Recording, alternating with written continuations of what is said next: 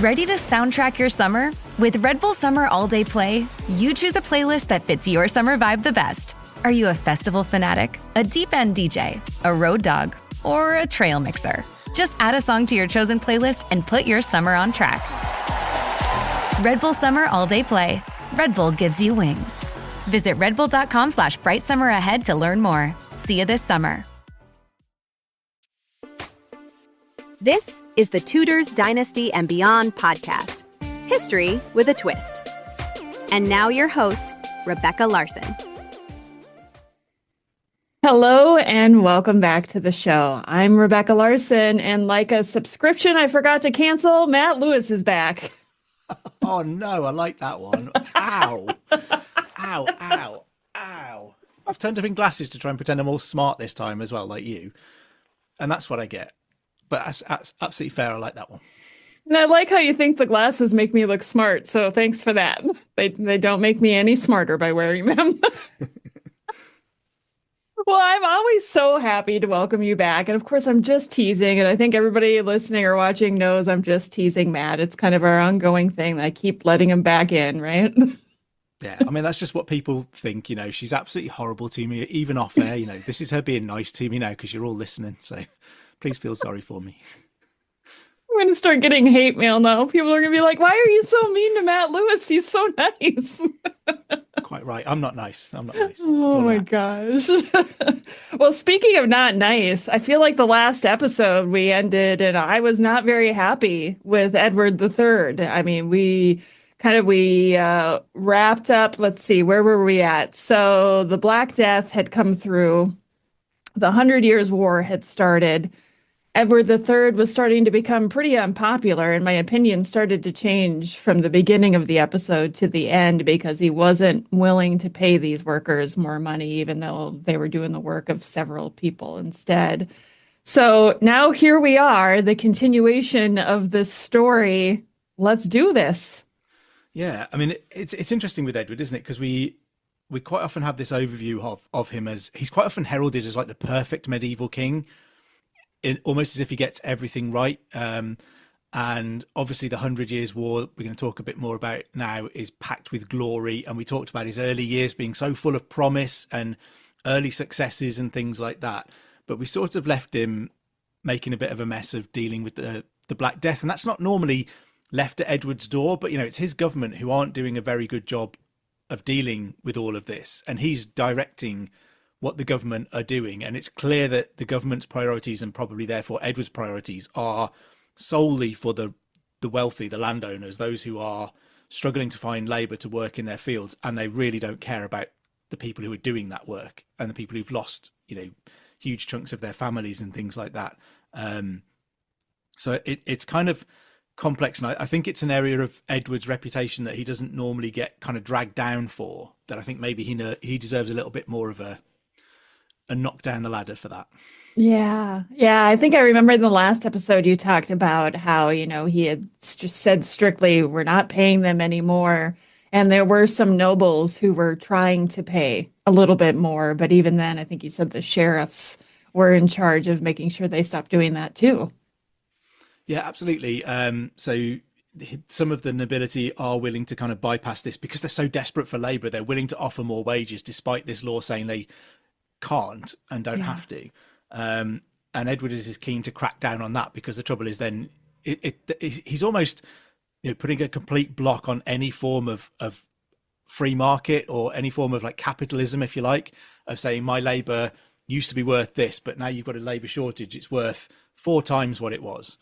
And even if the buyer is willing to pay that, Edward is saying absolutely not, I'm not having it. So he's really crushing any hope of improvement. You know, people have been through the trauma of the Black Death. If they've survived it, it's perhaps with this unexpected and an unlooked for bonus of more land and money than they might have ever thought they'd had. And they immediately find the government, you know, putting a ceiling on what they can achieve, on kind of crushing ambition and everything like that. So, I mean, what are we, 40 years after 35 years after the outbreak of the Black Death, we'll get to the Peasants' Revolt, which I see as a direct consequence of the government's response to the Black Death. I thought about that right away when we were talking about the Black Death and all of this stuff, thinking, yeah, this is coming up. And I had to look it up again and see what year it was when the Peasants' Revolt happened. But yeah, it was kind of the precursor to all of that. Out of curiosity, okay, so the Black Death happened. It killed a lot of people. Do we have a number in England of roughly how many people? It varies and it depends. There are isolated places where the Black Death didn't necessarily get, but as a general rule, people will suggest that where the Black Death hit, it killed about 50% of the population, Yeah. Okay, which is, across Europe, it's millions of people. that's a lot of people. All right, so riddle me this then. How on earth is he able to continue fighting with France? Like, where is he finding people to fight this war for him? I mean, that's part of the problem in the beginning is that the Black Death kind of causes this pause on fighting across Europe. Everybody is kind of, do you know what? Let's just shake hands and press pause because we've got bigger things to deal with at this point. And it does cause a population dip in every country. So England and France are at war in the early phases of the 100 Years' War, and they both have the same problem. They both have this sudden shortage of men. So when they do get back to it, there is the question of how many soldiers can you raise now? Are there armies out there that you can actually put together? And to be fair, I mean, governments seem really good at saying, oh, this is absolutely disastrous, but here's a few billion quid to sort something out. And I think this is the medieval equivalent of it. We've had a decimation of the population, an unheard of pandemic that we've had to deal with that's killed. I mean, the estimates go anywhere from like 30 to 60% of the population in England. It is quite hard to pin down. But even if it's killed 30% of the population in England, that's terrible. That's awful. There's nobody to work in the field. But you better believe we can put an army up against France. You better believe we can get some fighting men together. And this is around about the time that Edward starts to enact the laws that say that every Englishman has to practice archery on a Sunday. So every adult Englishman is required to, you're legally required to go to church at this point, unless you've got a really, really good excuse like dying. So you can be fined for not going to church. So the point is that everybody should be in church on a Sunday. And so Edward makes it the law that everybody immediately after church on a Sunday has to go and practice archery in the butt. So they'll set up these mounds of earth or something like that, targets to fire at, and every adult male has to go and practice archery. So he's taking measures to ensure that he's got a kind of militarized core of society out there, that any man of fighting age could be called up at any moment, and they're proficient at least with a bow, and they're practiced, they're ready to go. Almost every adult age man in England at this point is effectively a soldier, which when we get to things like the Peasants' Revolt is a problem, because you've got a hugely militarized society that then wants to rebel against the government. So it's storing up problems again for later.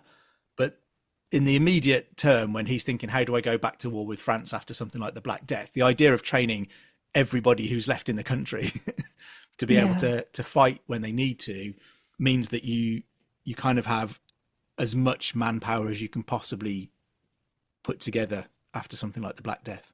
Yeah. Okay. So how long did it take for them to regroup before they were ready to go fight? So we get the kind of the Battle of Crécy in 1346, which is just before the Black Death hits. So we mentioned before, there's been all of this kind of stuff. Philip VI in France has said that he's going to take Edward's lands in Gascony from him. Edward responds by saying, fine, I'll take your crown then, in a kind of, trying to outbid the threat from the French king. And they end up sort of going to war with this. We've had a few kind of skirmishes before this. The naval battle of Sluis is kind of usually referred to as the first real encounter of the 100 Years' War. It takes place at sea, just off the coast of Flanders. Big victory for the English. They destroy the French fleet in a way that means that they're not going to be able to rebuild this for decades, and they're not going to be able to threaten to invade England in the near future. And then that's in 1340. So again, the skirmishes carry on, but the next major moment really in the 100 Years' War is the Battle of Crécy in 1346 in August. So Edward lands in France and is marching an army across France. He crosses the Somme at a ford that's known as the Blanche Tac, kind of forces a crossing across there. And the French army have been sort of trying to catch up with him, trying to engage with him. They've got a much bigger army. And he manages to force his way across this ford at the Blanche Tac over the river Somme, but can't really get away from fighting the French as soon as he's done that, really. So Edward is then left to kind of put all of that military expertise that we've seen him gathering in his time in Scotland and picking up the things that his enemies are doing and working out how he can turn those to his benefit. We see him kind of put all of this into effect at Crécy in 1346. So he orders all of his men to dismount and fight on foot, which is a fairly novel thing. The French are still going to use the heavy cavalry and don't really have any other tactic. That's just their main go-to. It's like, we're going to keep doing this until it works, guys. But he's experienced warfare in Scotland, where the Scots will tend to fight on foot. And he's seen that work against the heavy cavalry charges of the English, particularly in his father's time at Bannockburn and things like that. So we've seen him absorbing all of that. So he orders his men to fight on foot. There's no kind of real cavalry element. He picks a spot which only gives, he's up on a bit of a rise, and there's a sort of windy path that leads up this rise. So if the French are going to charge with their cavalry, they're going to have to take a kind of meandering, fairly narrow path. So again, negating the power and the size of the French cavalry charge and the speed that they might be able to generate by slowing them down. He has his men dig pits all across the field as well, so that you can't make a solid charge of a wide front of the cavalry, because there's all these pits everywhere that the horses are going to fall down and injure themselves and whatever else. So again, he's thinking, I know what the French are going to do. What can I do to hamper it, to counter their efforts? And Edward sets himself up in a spot nearby, at the bottom of a windmill, so he can see the battlefield. And he puts his 16-year-old son, Edward the Black Prince, kind of in the vanguard, the very front of the army. So where the French are actually going to be able to get their cavalry in to face English troops, that's where he puts his 16-year-old son. Thanks, Dad. Yeah, no doubt. What did he do?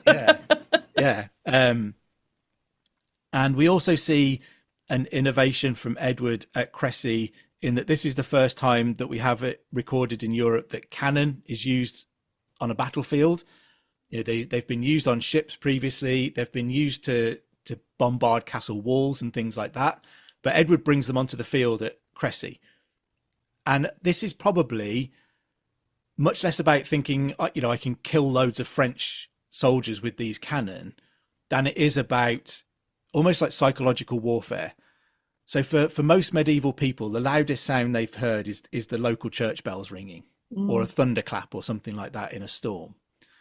And all of a sudden you've got these smoking, fierce, stinking guns making these huge thudding, pounding noises when they fire, and doing it again and again and again, and propelling these balls of metal or stone into the enemy as well. So they'll do some damage if you can get them going in the right direction. But if you think about the noise, it's going to petrify the soldiers on the other side if they haven't heard this kind of level of noise before. But it's also another way to counter the French heavy cavalry charge, because the horses are going to be spooked. The horses aren't used to cannon fire. So as soon as they charge, they've got to navigate the terrain, a rise, a windy path, the pits that Edward's dug, and try and control the horses while cannon is going off as well. And then you can add to that Edward's got all of his archers. He's brought the English longbow with him. He's got all of his archers kind of peppering these cavalrymen as they're trying to pick their way across the field to get towards him. And I think we can get back to seeing Edward as a bit of a tactical kind of genius here. Yeah. He's set up against a bigger army to make the absolute most of everything that he's got. But at some point during the battle, the French do get to the English lines, and his son, 16-year-old son, is caught up in all of this. And at one point, a kind of herald rides over to Edward and is like, "Sire, your son's in a bit of trouble. Do you think we might want to go and help him?"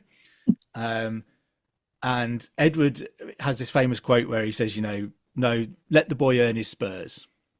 I'm not going to help him. If he wants to be a good warrior, he's going to have to learn how to do it himself." I mean, again, thanks, Dad. Thanks for that. It's tough love. Yeah. And the next word that Edward gets is that his son, the Black Prince, has been beaten and knocked to the ground unconscious. Mm. And Edward kind of bottles his whole like, haha, let him earn his spurs.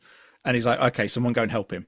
And he sends some men to go and help his son. But these men, like the chronicles report later, that by the time these men get there, the Black Prince is back on his feet and fighting and doesn't need any help anymore. He's actually doing a really good job of fending the French off. I mean, I imagine these days you're going to be thinking, is he not getting like a concussion check or something like that? You know, he's just been knocked unconscious at 16 and he's got back up on his feet and he's fighting again.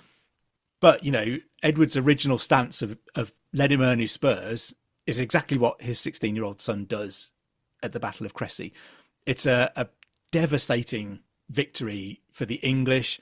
Philip VI's forces are forced away, and it just becomes one of those kind of crushing, iconic victories for the English in the 100 Years' War. And I always have to say, when I talk about the 100 Years' War, I always feel compelled to say, you know, the English in particular, we're great at saying, oh, Crécy and Poitiers and Agincourt. We're great at talking about these moments that we have these stunning, unexpected victories. And we always neglect to mention that we lost as many battles as we won, and we ended up losing the whole war. So, you know, let's just calm it down a little tiny bit. This is a good start for Edward. Yeah, but this really is by good. no means the war won. And so they move on from there. In 1346, they kind of spend the winter laying siege to Calais. And Edward is pretty determined he's going to take Calais on the north coast. This is almost directly across from Dover. One of the nearest points in France to England, and you know, we get these kind of moments of daring do of his men sort of attacking the bridges over Calais and all of this sort of thing. And eventually in 1347 they managed to break the siege and to take Calais, and you know, Calais would then remain in English hands uninterrupted for kind of 300 years, 200 more years. It's Mary that gives it back to France, isn't it? Yeah. So kind of 200 and a bit years, maybe, the English hold Calais after this. And so this is kind of the spring of 1347, which puts us right where the Black Death is beginning to sweep across Europe. So at that point, this is where the war is kind of paused for, I mean, it ends up being nine years before they get back to anything serious again, really. Again, they return to it, you know, the odd skirmish and things like that, and hostilities are really going on. But it's not until 1356 that we get the next kind of big, well-known battle, which is the Battle of Poitiers. And this is the Black Prince, who is now, what is he, about 26 by this point. So he survived getting his spurs. Doesn't seem to have been too concussed after the Battle of Crécy, maybe. And his dad has, you know, put him in charge of Aquitaine, Gascony, sort of sent him down there. And the Black Prince is operating this tactic, which is fairly common at the time. He gets a pretty bad name for it, but he's doing what everybody else is doing. Of the chevauchée, which is this kind of the idea that you ride out on a horse into the countryside with a bunch of your knights, and you kind of lay waste to the countryside. You destroy crops and just generally terrorize the population and all that kind of thing. It sounds horrible, but the point of this, really, what the chevauchée is designed to achieve, whoever is doing it, is to demonstrate to the lord of that land that he can't protect his own people, and to cause the people to think, hang on, you know, if we want to be safe, maybe we should go over to these other guys who are bashing our lord around, and he's doing nothing about it. So the Black Prince is sort of moving out from Gascony and testing the waters in all of the lands around there to say, you know what, Philip can't protect you. The king of France can't protect you. Maybe if you were part of the English holdings down here, you wouldn't have to put up with this. So it's kind of it's a tactic that asks that question of the local population. Unfortunately for them, it does it by destroying all of their food crops and burning their houses and things like that, which is obviously horrible for them to have to go through. Yeah. And you know, the Black Prince gets a bit of a bad reputation for this kind of thing. But like I said, I don't think he's doing anything out of the ordinary. It's kind of accepted military tactics of the time. But while he's engaged in all of that, the King of France by this point, who is actually John II, the King of France kind of brings an army to face the Black Prince's forces. You know, he does react to this chevauchée. It does draw him into the field to prove that he can protect his own people. And they engage at the Battle of Poitiers, so near to Poitiers, which is the former capital of the Duchy of Aquitaine. So we're sort of right down there in the lands that the English used to hold in the region. It starts off with, again, the Black Prince, following his dad's principle, takes up a really good, strong defensive position against a larger French army. The French sort of arrive in disarray. They're still arriving in a long train when they decide that they're just going to plow into the battle, because everyone wants the glory of beating the English, and nobody thinks, I'm not entirely sure this is a really good idea, guys. You know, maybe we should organize ourselves. No. Don't worry about that. It's fine. So they start off, they send a bunch of Genoese crossbowmen in first in an effort to kind of soften up the English. But they don't do too well against the English longbow in the kind of archery duel that goes on. The English longbow tends to have a better range and things like that. So the Genoese crossbowmen aren't faring too well. And it turns out that all of their ammunition is at the back of the baggage train. So they've kind of got what they're carrying, and then they run out of ammunition really quickly. And they're being pushed back, forced to retreat, at the point at which a bunch of the French cavalry arrive. And rather than waiting for the rest of the army to arrive and to line up properly, all of the noblemen on their horses seem to think, "Way, let's go." And they just charge. And some accounts tell us that they literally ride over the Genoese crossbowmen that are trying to retreat. They just plow through their own men at the front. It's that chaotic, you know, it's that badly organized and that chaotic that they're just mowing down their own crossbowmen at the front. So they're attacking now with no kind of battle plan, with no arrangement. They all just think it's a small English army. Someone's going to get the glory of capturing or killing the son of the King of England. You know, this is a big moment. Nobody's willing to wait for someone else to get that prestige. So they go for it. They charge. And the English hold out in this defensive position again really, really well. They've perfected these tactics of fighting on foot, of repelling the heavy cavalry charges. And we get, in this battle, there's the famous story of John, the blind King of Bohemia, who is kind of aging by this point and has some kind of issue with his sight, which meant it's deteriorated quite badly. And John is on the French side, and he very clearly thinks, do you know what? I'm not going to get many more chances for this kind of glorious escapade in battle because I'm blind. And it's like, really? Yeah, John, you probably shouldn't be doing this now. I don't know about thinking this is your last time. If you can't see what you're doing, a medieval battlefield is probably not the best place for you. So, I mean, his story tends to be viewed as one full of glory, but I kind of feel sorry for the other two people that get wrapped up in it as well. Because what John does is get two of his knights either side of him to tie their horses to his and lead him into battle. What? So he's going off, and you can imagine him riding into battle going, yeah, one last glorious charge and I'm going to die in the field of battle. And these two knights beside him going, whoa, what? We're doing what now? Nobody told me this was part of the plan. Exactly. Yes, sir. Sounds great. And, you know, and after the fighting ends, John is found, you know, dead, and the two knights are dead with him, and the three horses are still tied together, all dead on the floor as well. So John has, you know, led this glorious final charge into battle, but he's taken these other two knights down with him, who I kind of feel sorry for. Yeah. And the famous story, which it's been disputed a little bit, but the famous story about this is that the Black Prince is surveying the battlefield afterwards and is so struck by John's chivalry and bravery and glory that he takes the King of Bohemia's badge of the ostrich feather as his own badge as Prince of Wales, which is why the ostrich feather is still the badge of the Prince of Wales now. And John of Bohemia's motto was Ich dien, I serve, which is still the motto of the Prince of Wales today. So that's apparently the explanation for why the English Prince of Wales, the British Prince of Wales, has an ostrich feather and a kind of German motto for his That's his position as amazing. Prince of Wales. I just feel like between him and his dad, like they're just absorbing everything around them. They're like, oh, that's a good idea. I'm going to take that too. Yeah, the Black Prince comes across so much as a mini-me of Edward III. And it is one of those things, he's not that much younger than Edward III. We talked last time, I think Edward III is 17 when his son's born. But he's had this kind of apprenticeship that a medieval king would dream of looking at someone like Edward III, who is so good at almost everything that he does. And he's had this kind of long apprenticeship too. He's in his mid-20s by the time of Poitiers, and is winning battles on his own with skill and tactical ability. It's not luck that he's winning these things, really. And one of the big what ifs is, what if he'd become King of England after his dad?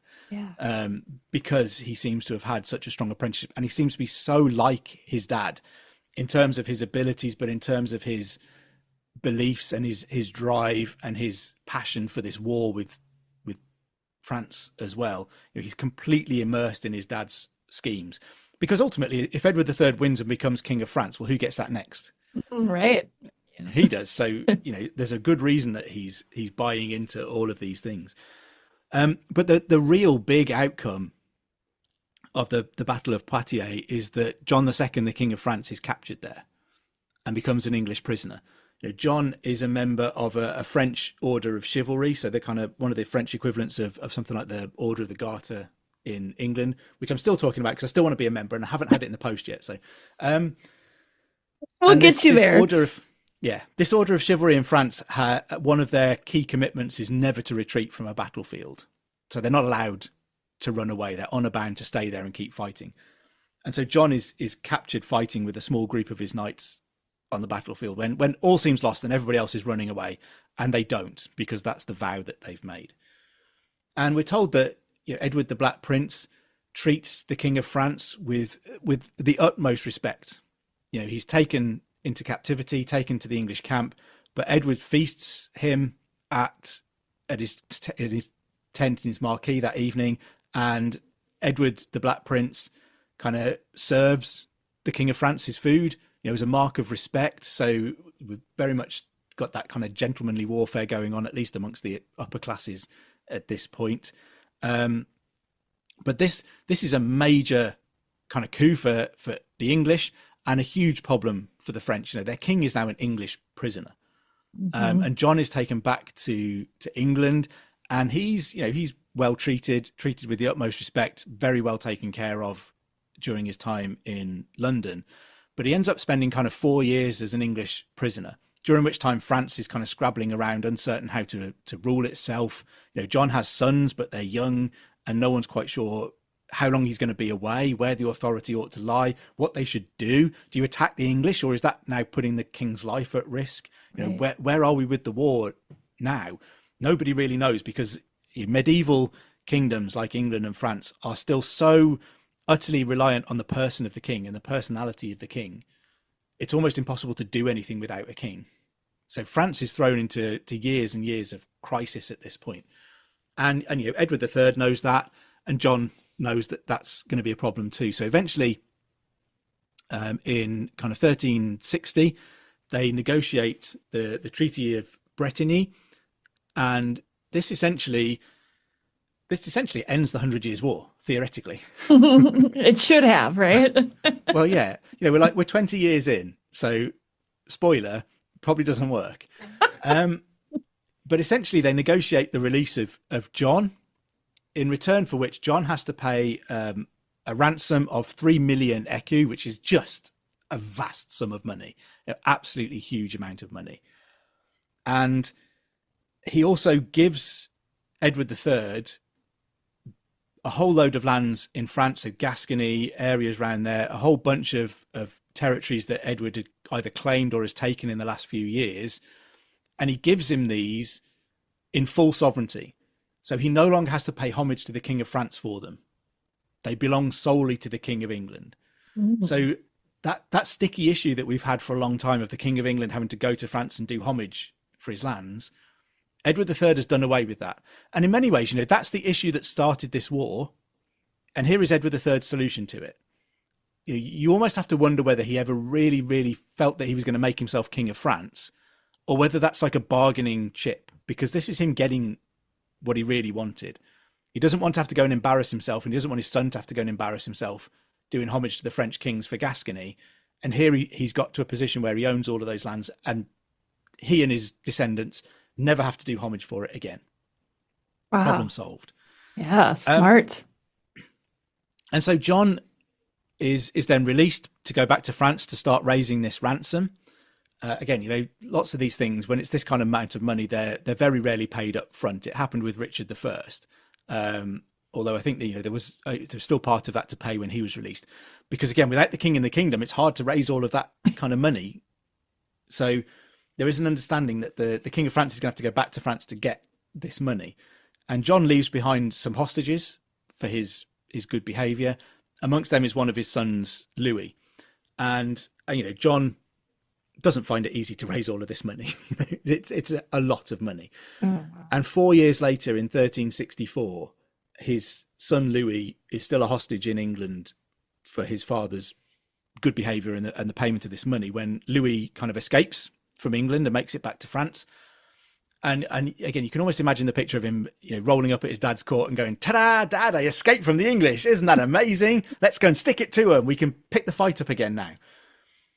And the striking thing is that John II, we talked about his refusal to flee from Poitiers because of the vow that he'd taken never to flee from a battlefield. He finds his honour utterly crushed by his son's escape from England. No. He thinks this is utterly unacceptable behaviour from his son. I left you there as a hostage in good faith for my part. So your escape is now embarrassing me and causing harm to my honour. So John doesn't think, great, let's get back to war and I'm not paying that ransom. What John does in 1364 is takes a ship and goes back to England and surrenders himself to Edward III. What? And says, "I'm back as your prisoner to make up for my son escaping." And we don't get a chance to see what kind of issue this is going to cause or what fallout there will be, because within weeks of John arriving back in England, he dies of illness. Wow. I thought for sure you were going to say he sent his son Louis back, but no, he went back himself. Yeah, I mean, maybe he liked it in England. I don't know. Maybe he likes rain and cloudy weather and the freezing cold castles. And he's like, they were nice to me there. Yeah, he's sitting in the south of France in all the sunshine in the vineyards thinking, do you know what I really want? Some clouds. Some grey weather. It's too blue and green down here. Sure, he probably never said that. No, I don't think anyone's ever said that. But this idea of kind of honour and everything else is something that is very clearly key to John, but it's also something that Edward III hangs on to as well. So we talked last time about him founding the Order of the Garter. Just before he did that, a few years before he founded the Order of the Garter, he tried to set up this idea of a round table of King Arthur at Windsor, which was kind of a forerunner to the Order of the Garter, that it was going to be an order of chivalry. He was going to build them a round building at Windsor, which would effectively be like the Round Table, and they would, have jousts and all of that kind of thing based out of there. He ended up having to abandon that, but I think it's 4 years later, around about 1348, when he sets up the Order of the Garter. So he's clearly really keen to have this English order of chivalry that will rival everything else on the continent, and he's really keen to plug into those ideas of chivalry and building a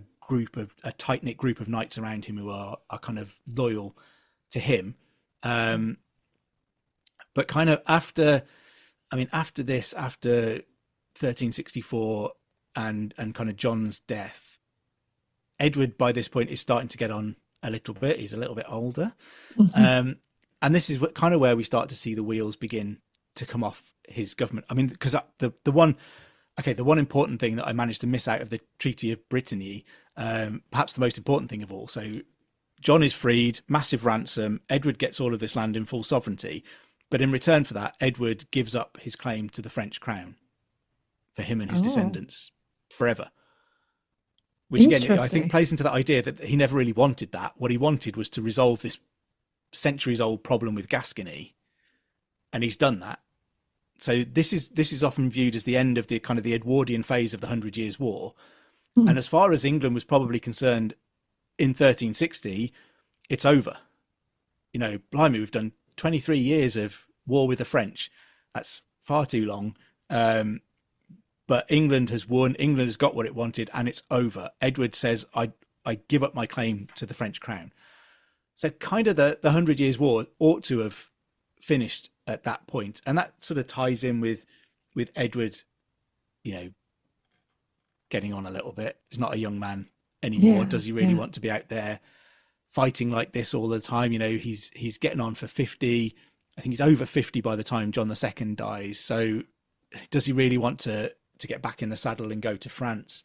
It might be telling that, the Black Prince has been doing an awful lot of the fighting in France more recently. And this is where we start to see, so as the 1360s go on, we see a lot of Edward's close friends beginning to pass away. So all of those young men who'd been with him at the coup at Nottingham Castle in 1330 are beginning to pass away.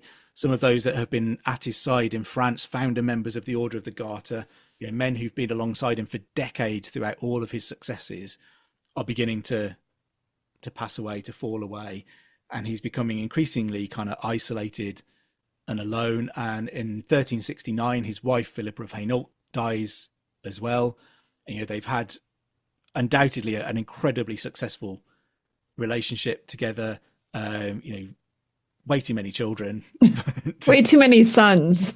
yeah. Far too many sons not to cause trouble later. And kind of Edward's health begins to fade. So into the 1370s, his sons begin to take over the government much more and don't seem to do a very good job of it. They're not very popular as well. So his oldest son, the Black Prince, is spending a lot of time down in Aquitaine in Gascony, sort of looking after that area down there. His second son, Lionel, wants to campaign into France, but that doesn't go very well. John of Gaunt, his third son, wants to start leading campaigns into France too, and later into the Iberian Peninsula, into kind of what's now Spain and Portugal. And that doesn't go very well either. So they're beginning to mess everything up, and they're coming back to England saying, we need more taxation. They're going to Parliament saying we need another round of taxation because we need to fund this effort. Otherwise, we're going to lose Calais, we're going to lose Gascony, whatever. And the English parliaments tend to be very happy to turn over money when it's going well. They'll fund Edward III's efforts in France because he's winning and he's doing a very good job, and he's bringing prestige and wealth back to the country in doing that. But when his sons are failing and still coming back for more and more money, this is when Parliament begin to say, do you know what? I don't think we want to get involved in this. Pay for it yourself. This isn't working. This plan that you have, it's failing. Exactly that. And we go through a phase, one of the things that also doesn't help when we get is it's a little bit beyond Edward III's reign. So naughtily straying into the future here, but talk about the Peasants' Revolt again. One of the big issues around that is the frequency of taxation and the types of taxation that are being rolled out into the country. So when the 100 Years' War is going well, you get a period of something like 14 years where there is no government taxation of the people. Wow. You're still paying your kind of tithe to the church. That's an ongoing thing. But the central government taxation in the medieval period is really only for war or huge national projects. The king has to go to Parliament and ask for taxation and have a good reason for it to get it granted. And that's normally defense of the realm or a big foreign campaign or whatever else.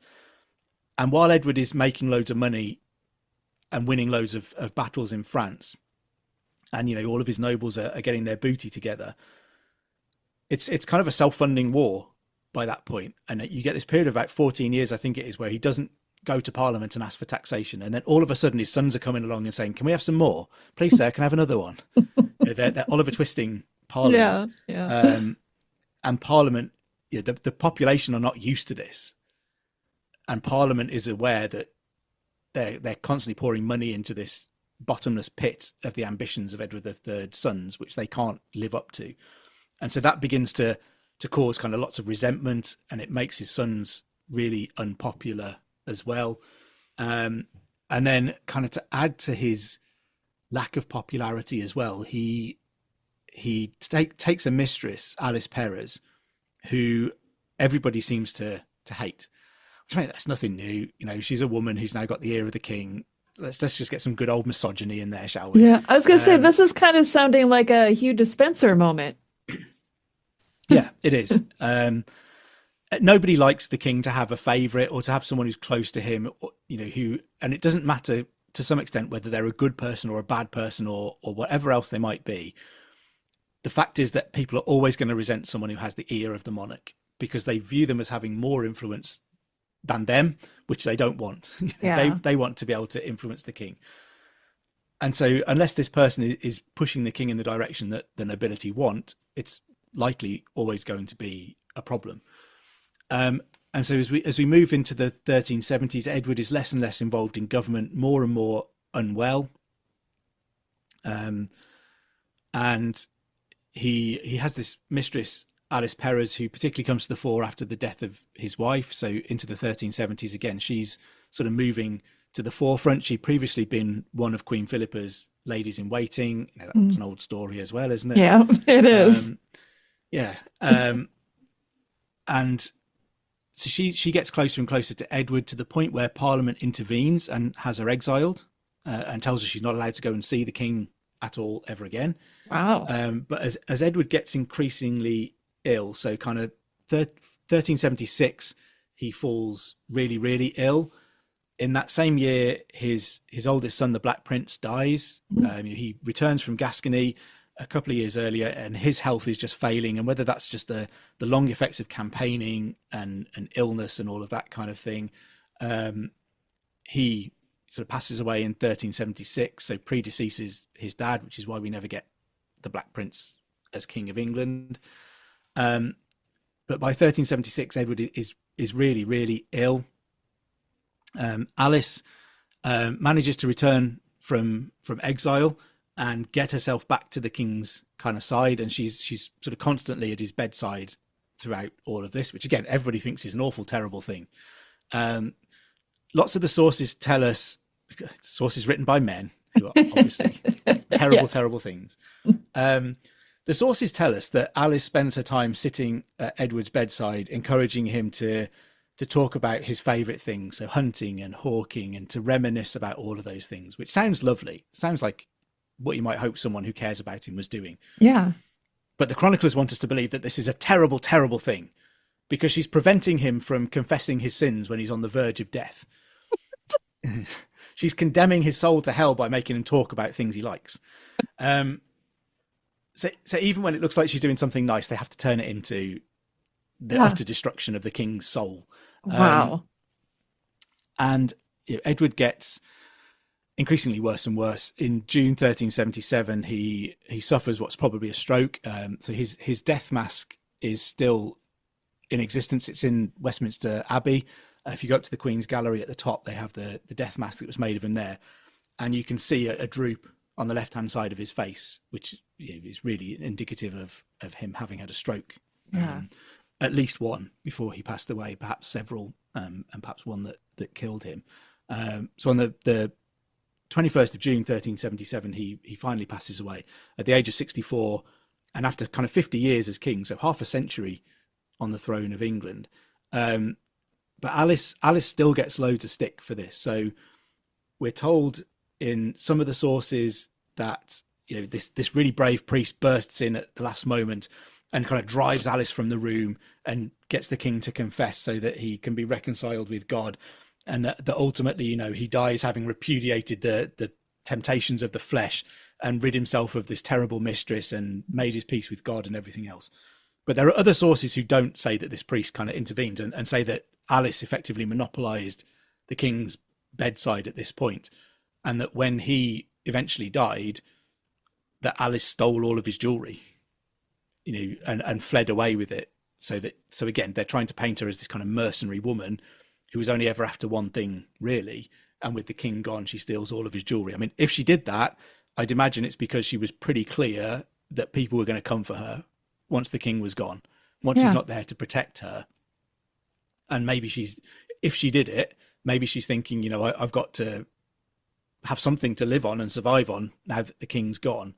And maybe she took some jewelry, but it's also as likely, I think, that this is an effort to besmirch her again and paint her as the evil harlot who's, you know, ruining the final years of the king's life, and ruining all of his reputation and everything else. And probably, you know, everything that Edward's sons are getting wrong is probably Alice Perra's fault as well. Yeah, I especially like the part where the priest bursts into the room to save his soul. That just seems so ridiculous. It's like an action movie at the last second. It's Indiana Jones, you know, whipping his hat from under the closing door. Yeah. You know, this priest just at the last second redeems Edward's immortal soul. Wow. Like, okay, I still don't really know how to feel about Edward III, to be honest with you. I feel like this is another one of those wild journeys that we've been on, and I keep seeing this pattern, and we've talked about this before. You know, we had Edward I, who was seen as successful, and then we had Edward II, who was not successful, and now here we have his son, who was seemingly successful, and his son, the Black Prince, looks like he would have done the same thing, but that didn't quite work out, and the future kind of was far. I feel like the pattern repeated, didn't it? Yeah, I mean, so the part of the problem that Edward has as well is this issue of the succession. You know, what's going to happen, because his oldest son and heir, the guy who's been Prince of Wales for decades, has died before him. And it does raise this question of, so his second son, Lionel, has also died by this point as well. Lionel makes a second marriage in Milan, and dies during the wedding feast to celebrate his second marriage, with lots of suggestion that he was poisoned. Yeah. Which is, you know, which is absolutely in line with what Italians are up to. Yeah, exactly. And Lionel, interestingly, is someone who was reported to be very nearly 7 feet tall. Wow. So, you know, when we get into the future, he's an ancestor of someone like Edward IV or whatever else. You know, when you think about where the royal family is getting this height from, we've had the really tall Richard I, we've had a really tall Edward I. You know, you can see those height genes are somewhere in there. There's been lots of suggestion that he had something like Marfan syndrome, which can make people kind of really tall and things like that. So he would have been a man who stood out, you know, during that period. He's like a basketball player kind of height and then some. But yeah, so lots of suggestion that he's poisoned in Italy. So 2 of Edward's sons have predeceased him amongst his adult sons. So it leaves the question of who comes next, because we're back to that thing that we had with kind of John, if you remember back there with John and his nephew, Arthur of Brittany. Yeah.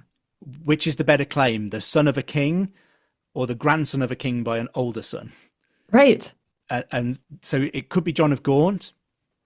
And we've seen there's lots of reports, which again, any documents that existed for this don't survive. So all that we have is a couple of chroniclers mentioning the idea that John of Gaunt has kind of caused his father to adopt this kind of Salic thing from France, that women can't pass on a claim to the throne in England, because his older brother Lionel has only left behind a daughter.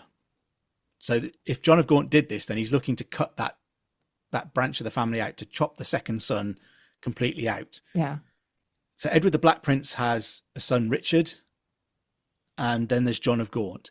And John of Gaunt is very clearly positioning himself, if he's not going to be the next king, then he's going to be the heir to his nephew. He's making sure that second son is passed over in all of these arrangements. Okay. If this happened, again, it's kind of really, really muddy about whether this was ever actually approached and dealt with in this way, in any kind of legal way.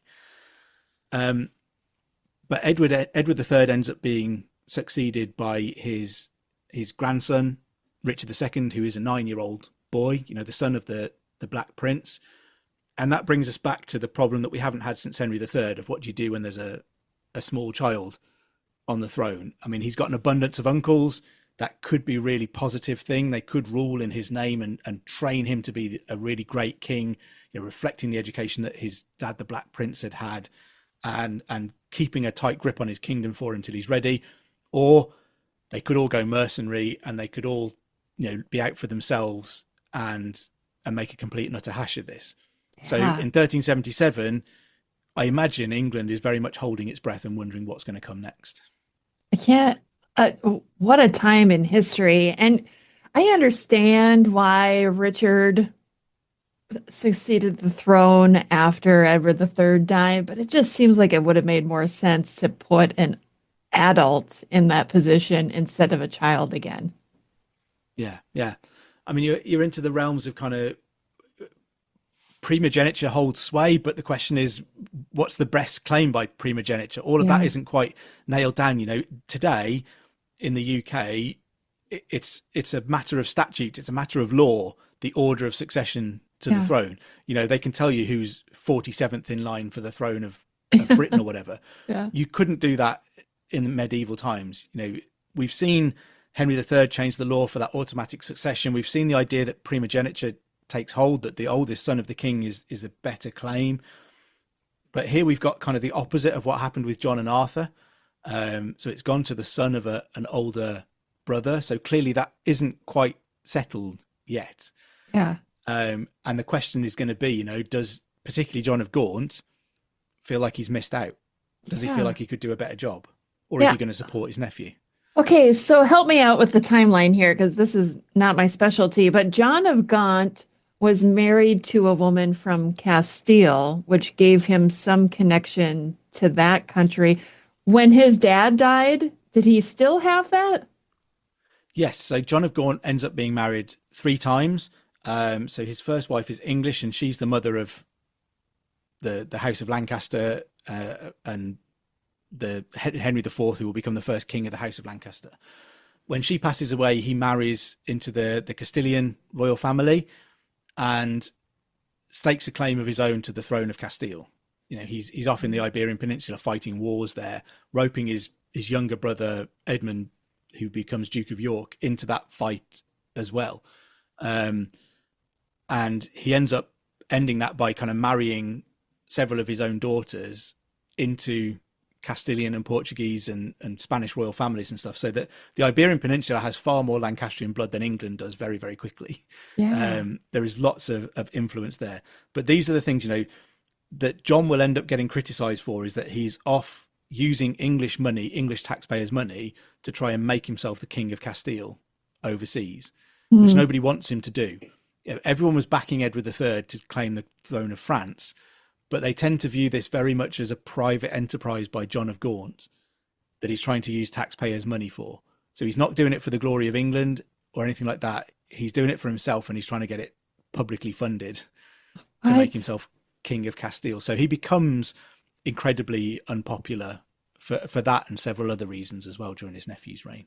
Okay, so help me understand this, because obviously when we're looking at the Tudors, having some control over Spain in general would have been a huge benefit. But we're in a totally different period of time right now. So did they not see it as being beneficial to control that? They do to an extent. So the Black Prince had campaigned in the Iberian Peninsula as well. You know, he'd fought wars there with John of Gaunt.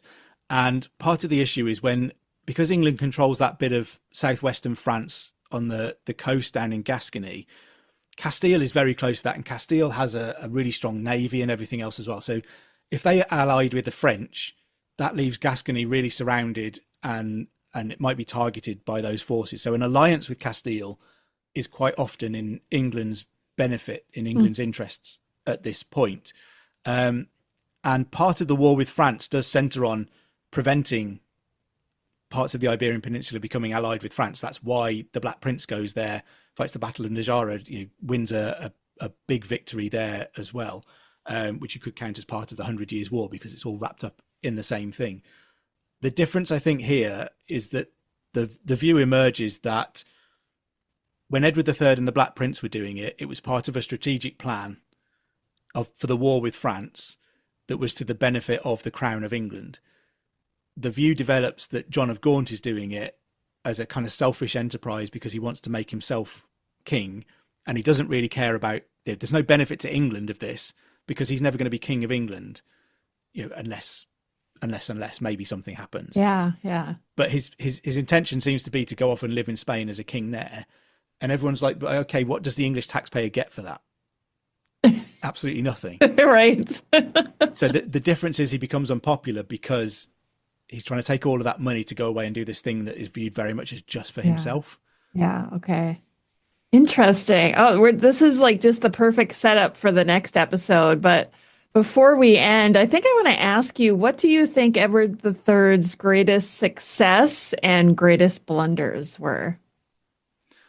I think his greatest success is that first kind of 20 years of the 100 Years' War. If it had been the 20 Years' War, there is a glorious victory. He's dealt, if it had ended in 1360 with the Treaty of Bretigny, he's dealt with that horrible issue of English kings having to go and do homage to the kings of France, which has caused problems for centuries, numerous problems for centuries.